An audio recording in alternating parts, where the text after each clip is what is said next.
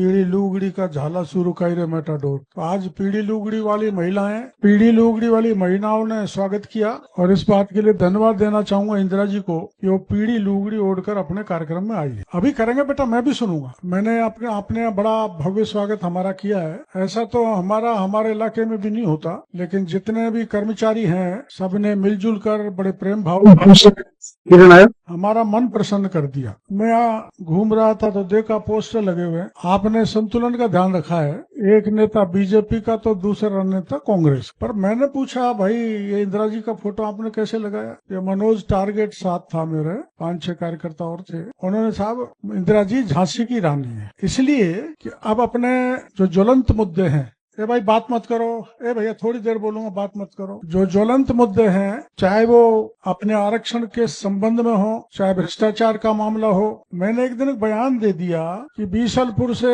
7-8 करोड़ की बजरी रोज निकल रही है, तो दूसरे दिन बोल गई। मेरी इनसे कोई बात नहीं हुई थी, लेकिन पार्टी वालों ने ये दिमाग लगाया कि आपने उनको बुलवाया है, और आपको पता है कि मेरे को एक नोटिस भी मिल गया था। ये बात सही है कि अपने घर की बात बाहर नहीं बतानी चाहिए। अपने घर वाले भी कहते हैं भाई घर की बात घर में ही होनी चाहिए। इतनी सी गलती मेरे से हो गई थी। पर ये इंदिरा जी का जब राज था, जब मुख्यमंत्री गहलोत साहब थे, तो उस समय मैंने ऐसा कोई मुद्दा नहीं छोड़ा जिसको मैंने उठाया नहीं हो। दिन हो, रात हो, सड़क हो, रेल की पटरी हो, बिहाड़ों का जंगल हो, ऐसा कोई जगह नहीं छोड़ी जहाँ पर मैंने जनहित के मुद्दों को नहीं उठाया। इसलिए मेरी बात फिर जाएगी, यहाँ से पक्की जाएगी, ये भेजेंगे पत्रकार। इसलिए मैंने माननीय मुख्यमंत्री जी से कहा था, मुख्यमंत्री जी, चाहे थानेदार का मामला हो, चाहे मास्टर का हो, चाहे डॉक्टर का हो, चाहे RS का हो, जो भी मामले, चाहे आमागढ़ का हो, उनमें मछली तो पकड़ी गई है लेकिन मगरमच्छ नहीं पकड़े गए। आप उनको पकड़ो। मेरी दृष्टि में ये किसी तरह सुशासनहीनता नहीं है, लेकिन मैंने एक पुरानी बात बता दी थी। इंदिरा जी के राज में मेरे पीछे हरदम CID रहती, मेरा टेलीफोन रिकॉर्ड होता था। तो मैंने पहले के अधिकारी अभी तक बैठे हैं, मेरा टेलीफोन रिकॉर्ड कर आज भी हो रहा है और मेरी CID हो रही है। तो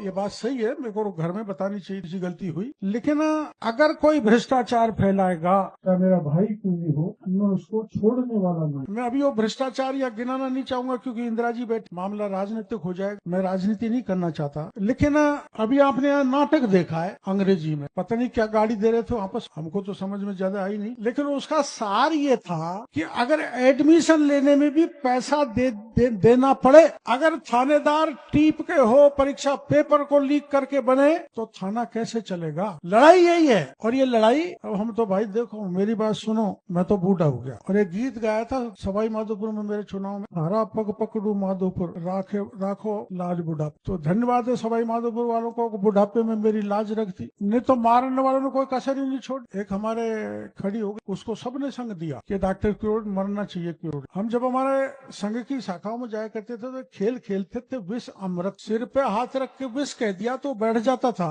कोई दूसरा घूम के आया उसने अमृत कह दिया तो उड़ जाता। ऐसे मेरे सिर पर विष खेलने वाले बहुत थे, लेकिन मैं धन्य हो सवाई माधोपुर की जनता से कि मेरे को बुढ़ापे में मेरी लाज रह गई। मैं विधानसभा, अब मैं मंत्री हूँ भी और नहीं भी, दोनों ही चीजें हैं। मैं कह रहा हूँ मुख्यमंत्री जी को मेरा इस्तीफा स्वीकार करो। वो कहते हैं क्यों, क्या करो? मैंने कि मेरे तो वही सड़क अच्छी लगती थी, क्योंकि आज ये बच्चे कह रहे हैं कि इंटर डिस्कॉम ट्रांसफर होना चाहिए। ये मेरे पास में भी एक छोटा सा बच्चा आया था, मेरे कान में कहने लगा, बाबा मेरी मम्मी यहाँ मास्टर है, मेरे पापा बहुत दूर है, मेरी मम्मी दुख पात 3rd ग्रेड टीचर है। देखो सिफारिश भी कराई तो इतने से बच्चे से कराई, तो मेरे को दया आ गई, उसका नाम लिख लिया। उसका तो चाहे कुछ भी करना पड़े, बाबा है तो मुमकिन कराऊंगा। क्योंकि जब 70 साल की उम्र में मैं आमागढ़ पे चढ़ सकता हूँ तो मेरे को बूढ़ा मत मान। हमको उस समय चेतावनी दी गई कि कोई परिंदा भी पैर नहीं रख सकता। हमने कहा हम रखेंगे। हजारों की पुलिस, थानेदार, कितने डिवाइस, अग्नि वर्षा, अश्रु गए, वो आसमान में उड़ता है ना, क्या कहते, ड्रोन, पता नहीं सब कहाँ गायब हो गया। हमने तो आमागढ़ पे जाके झंडा 8 जवानों को और ले गया था मैं। हमको सांप मिला, घोड़ा मिला, भगेरा मिला, लेकिन हमारा बाल बाका इसलिए नहीं हुआ कि मत्स्य अवतार की सारी जनता भक्त हमारे साथ थे, इसलिए हमारा बाल विभाग, क्योंकि हम ईश्वर का काम करने गए थे। वहीं अभी एक दिन एक मीटिंग थी, वहाँ मैं बोल गया था।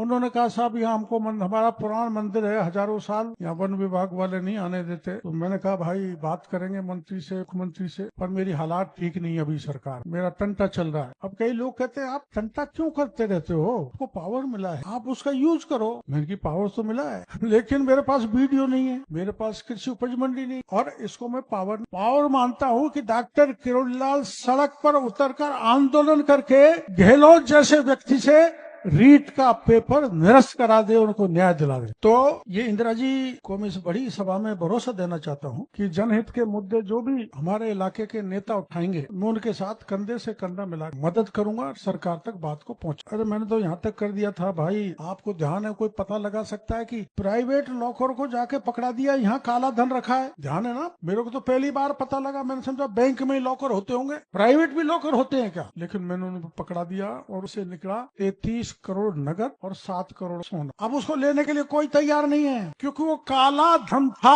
काला धन को लेने वाला कोई नहीं है। जो भ्रष्टाचार कभी भी हुआ, मेरी भी मैं ये नहीं कह रहा मेरी सरकार में नहीं हो रहा, पर मैं नहीं कर रहा, हमारे मंत्री नहीं कर रहे, मुख्यमंत्री नहीं कर रहे, लेकिन दिक्कत ही आ रही है, पिछले राज का थानेदार यहीं बैठा हुआ है। तो मैं आपको एक बात तो ये कहने के लिए आया हूँ भाई, अपना समाज है, बहुत बड़ा समाज है, यहाँ कम हो सकता है, लेकिन जहाँ से मैं आया हूँ वहाँ बहुत है। तो बाकी के जो समाज अपने साथ रहते हैं, उनको मिलके उनके साथ चलने की आदत बनानी चाहिए। आजकल का सोशल मीडिया ऐसा चला है, जो चाहे जिसको गाली दे देता। कई बच्चे ऐसे, मैंने उनको समझाया, ब्राह्मणों को गाली देते। अरे मैंने कहा जो व्यक्ति है उसमें अच्छे गुण कौन से, उसको ग्रहण करो, मेरे में क्या बुराई है उसको मैं कैसे त्याग सकता हूँ, ये समाज सुधार का सबसे बड़ा मुद्दा होना चाहिए। अब हमारे वो सोशल मीडिया वाले हैं, वो तो मेरे को ही नहीं छोड़। अभी पटवारियों का कोई मामला चल रहा है, मेरे को तो अभी पता लगा, शायद इंदिरा जी ने बताया, भाषा को पता नहीं था, मेरे पास तो कोई आया। तो बगड़ी में पंचायत हो रही है, लाल चोट में बगड़ी, वहाँ से फोन आया, ये सब आपको गाड़ी दे रहे हैं लोग। मैंने की मेरी माँ के गाड़ियों से घूम रहे नहीं होते, चलती रहती गाड़ी। मैंने कहा समस्या क्या है, उन्होंने कहा समस्या ये है कि पटवारी के जो पद थे वो कम कर दिए। मैंने कहा मेरे पास आ जाना, कम करने वाले का हाथ पकड़ के कलम से दस्तखत करा दूंगा कि पूरा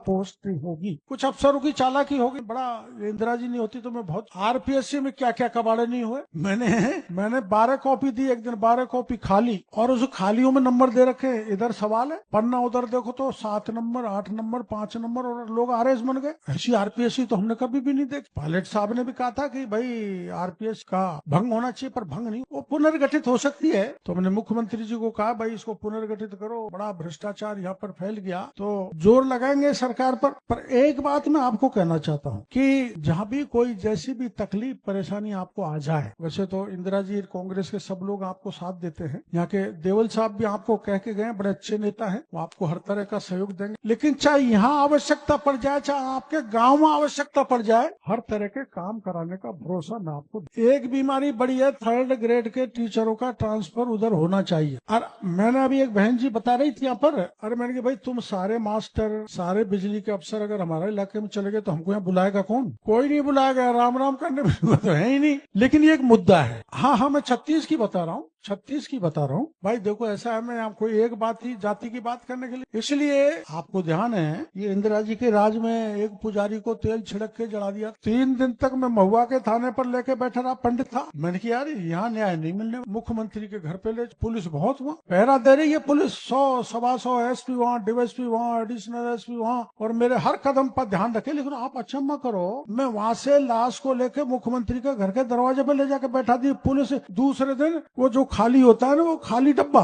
उस पर लठ मारती रही, उसमें पंडित नहीं निकला। वो थानेदार सस्पेंड हो गया। वो थानेदार बड़ा तो कोई सस्पेंड होता नहीं। वो मेरे से एसपी ने पूछा साहब आप ले कैसे गए, हमें ये तो बता दो, मैं यहीं तो बैठा था। मैं गहलोत साहब से कहूंगा सारी पुलिस का ट्रेनिंग सेंटर लगा दो, मेरा भाषण करा दो, पुलिस एक्सपर्ट हो जाएगी। यानी जिस किसी भी जाति, समाज, धर्म, किसी भी क्षेत्र का व्यक्ति का काम पड़ा पूरे 5 साल तक करूंगा, और जब तक तन में प्राण है तब तक लड़के आपकी सेवा करता रहूंगा, इस बात का भरोसा मैं आपको दे। अब हमारे यहाँ घटना हुई थी समरावता, तो घटना होते ही मैं गांव पहुंच गया। हालांकि मेरे को डांट पड़ी, पहुंचे तो विपक्षी पहुंचे, मैं क्यों पहुंच, पर मैंने सोचा मेरा परम कर्तव्य बनता है कि वो गांव अपना है, लड़ने वाले अपने हैं, कहीं ज्यादा गड़बड़ नहीं हो जाए। तो पहुंचते मैंने डीजी को कहा कि अब यहाँ पुलिस अंदर नहीं आएगी, किसी को गिरफ्तार नहीं करेगी। हाँ, जिसने कानून को हाथ में लिया है, जिसको निर्दोष किया है, पहचान के तसल्ली से आप गिरफ्तारी करो, कोई दिक्कत नहीं है। उस गांव को मिलाने का हमने करवा दिया, उनियारा में मिलना चाहता था, उस गांव में जो भी नुकसान हुआ है सब तरह का नुकसान देंगे, लेकिन अब 2 महीने बाद 4 महीने बाद फिर समझौता हुआ है। ये दुर्भाग्यपूर्ण है। दुर्भाग्यपूर्ण इसलिए है कि हमको समाज की लड़ाई लड़नी है तो समाज के नेताओं से पूछ के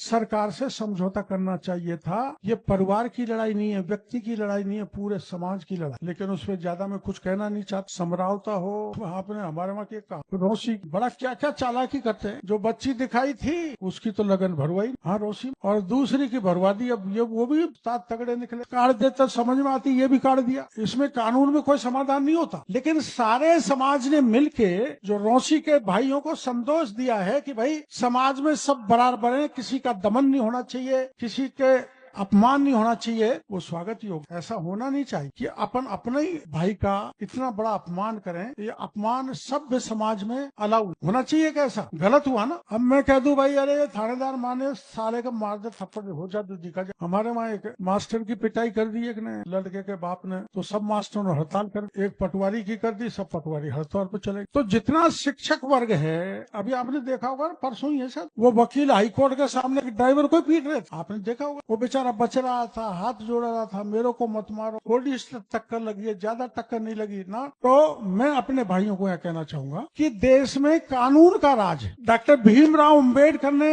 हमारे लोकतंत्र को, हमारे देश को चलाने के लिए इतना अच्छा कानून दिया है, उस कानून का उल्लंघन नहीं होना चाहिए। क्या इसको मानोगे? मानोगे तो समाज में जो भी बुराई आ रही है, चाहे सोशल मीडिया के थ्रू आए, चाहे आपके यहाँ तो मेरी समझ में वो डोडा पोस्ट ज्यादा लेते, हमारे तो स्मैक लेने लगे, और गांव के गांव बर्बाद हो गए। मेरे वहां तो टिपर बहुत हो गए। टिपर ही कहते हैं ना, पहले हमारे टाइम पे तो टीपने वाले हुआ करते थे, टीपने वाले, अब टिपर हो गए। और जिसने स्मैक पी लिया और जो टिपर बन गया, वो परिवार कुछ समय के लिए आनंद ले सकता है, बाकी वो परिवार बर्बाद हो जाए। तो हमारे समाज में जो भी बुराई है, अब वो लोग तो नहीं रहे या तो कम हो गए। भाई मेरा शादी हो गई, घरवाड़ी पढ़ी लिखी नहीं है तो छोड़ दे, कम हो गया है भी थोड़ा बहुत है? मेरे वहाँ बात सुन लो ढंग से, अरे तुम सुनना ढंग से। यहाँ मेरे नांगड़ की मिली थी अभी, नांगड़ की बच्ची कोई, वहाँ एक मानपुरा गांव है, उसके पति ने मज करके को पढ़ा के तैयार किया, नाम था सुशीला, और वो बन गई लेक्चरर बनते ही पति को छोड़ दिया। ये जो बुराइयां हैं, इनसे समाज को बचा के रख। एक बुराई और है जो मैंने किसी समाज में नहीं देखी,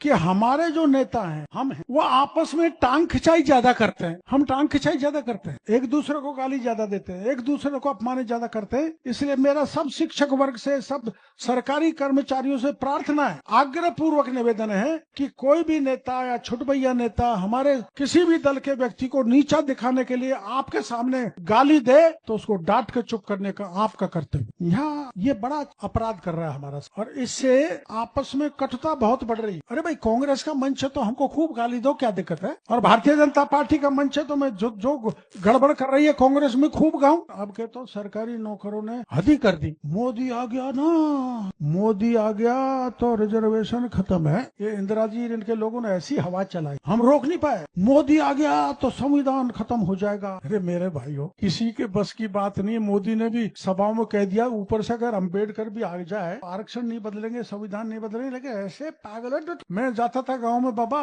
अब तो तेरी डॉक्टर, अब हम सुने कौन, तेरी दूर है, हमसे बोले ही मत। मैंने भाई वो क्या गया? अरे मैंने देखा तुम्हारा रिजर्वेशन रुका दिया। हाँ रुका, और मीणा का मामला सुलझा दिया। हाँ, और मैंने की 50 करोड़ खर्च करके हाई कोर्ट बना दिया। बिल्कुल बना दियो, पर आप कहते तू कच्ची मत बता, हम वोट कौन दे। तो मैंने वैसे ही जोश में घोषणा कर दी कि अगर लोकसभा के चुनाव विशेषकर दौसा, सवाई माधोपुर, करौली हार गए तो मैं मंत्री पद से दे दूं। उसके बाद भी नहीं सुने, दे तो दे भैया, हम तो वोट आपके नहीं देंगे, तुम तो हमें इस्तीफा। इसलिए वो आपके मन की बात है, अंतर मन की बात, जो आदमी का दिल कहता है वो काम करता है। लेकिन सरकारी कर्मचारियों को इस मौके पर मैं विशेष प्रार्थना देके कहना चाहता हूँ, समाज के किसी व्यक्ति की, विशेषकर नेताओं, अफसरों की एक दूसरे की टांग खिंचाई काट करने की बात पर को आपको रोकना पड़ेगा। अब कई बार मेरे को बिना बात गाड़ी दे दे, तुम देखते हो एक पापड़दा का राम सिंह नाम, मैं तो उसको देखता नहीं, देखना भी जाना नहीं, मैं 10-12 फोन भर रखे मेरे नंबर में, ये गोलमा, ये फलाना, उसका बटन दबाता हूँ, गोलमा से बात ज्यादा जान। वो राम सिंह क्या कहता है, उस फेसबुक पे डाला, ये डॉक्टर कोड़ीलाल को भगाओ, हाई कोर्ट खाली कराओ। चला तो ऊँट लड़ी है, लेकिन हमसे हाई कोर्ट खाली करा। तो ये जो छोटी मोटी बुराइयां, और इस इस मोबाइल के युग में आपको मैं एक ऐसी बात कहूंगा जो तो ठीक नहीं लगेगी। मैं कल वाराणसी से परसों वाराणसी से मैं जब जयपुर लौट रहा था तो मथुरा में एक स्टेशन मास्टर उसका फोन आया, साहब मेरी 2 बेटी, एक 12 साल 14 साल चली गई, मैं ढूंढ रहा हूँ मिल नहीं रही। ये 2-3 मेरे पास एवरेज दिन में 3 या 4 ऐसी घटनाएं आ जाती। वो क्यों हो रहा है? वो इसलिए हो रहा है कि पहले माँ बाप का नियंत्रण पूरा था, गाँव के पटेलों का नियंत्रण पूरा था, गाँव के लोगों का नैतिक आचरण अच्छा था। अब गिरावट बहुत है, इसलिए नैतिक रूप से समाज को मजबूत बनाए रखने की आवश्यकता और वो बनाएगा। एक बार एक गांव में पंचायत हुई और गांव वाले इकट्ठे हुए, एक लड़का खड़ा होकर पेशाब करता था, तो गांव वाले पंच भाई तेरा बेटा हम रोज देखते हैं खड़ा होकर पेशाब करता है, या तो तू उसको समझा ले, नहीं तो तेरे पे रखेंगे 11,000 का दंड। वो फिर भी नहीं रुका, फिर पंचायत हुई तो फिर भी नहीं रुका। तो गाँव के ये मनोज टारगेट जैसे आदमी ने सोचा कि कुछ गड़बड़ है, तो टारगेट ने जाके देखा बेटा तो खड़ा ही होकर पेशाब करता था, बाप बाखिड़ में घूम घूम कर पेशाब कर रहा था। अरे जब बाप घूम घूम कर पेशाब करेगा तो बेटा क्यों मानेगा? डॉक्टर क्योड़ीलाल दारू पी के कहीं बाजार में घूमेगा तो आप मेरी बात मानोगे? नहीं मान। मेरे तो बड़े पुराने मेडिकल कॉलेज में जब पढ़ता था, जब 1-2 प्रेमिकाएं चक्कर में मैं उनके चक्कर में फंस गया था, जब तो मैं बहुत स्मार्ट था, तो मैंने सोचा यार गलत हो जाए। और सुन लो भाई, में तो ऐसे चक्कर बहुत चलते हैं, बाकी जगह नहीं चलते इतने, क्योंकि लड़की भी डॉक्टर होती है साथ में पढ़ती है, लड़का भी डॉक्टर। मेरे साथ मेरे एक लड़का है नया पीए है, मैंने उससे पूछा रे शादी सगा बस होने ही वाली, तो सगाई नहीं हुई, सब ऐसे ही। मैंने कहा अपने तो पहले सगाई होती है फिर बेटा वो शादी होती है। साहब मेरे तो सीधी तो तू चक्कर तो बता कि हम कॉलेज में पढ़ते थे तो दोनों की दोस्ती होगी, इसलिए सीधी शादी हो। देखो भाई, जो अपने संस्कार है, अपना संस्कृति है, जो परंपरा है, उनका पालन होना चाहिए। मैं अगर दूसरी शादी कर लेता तो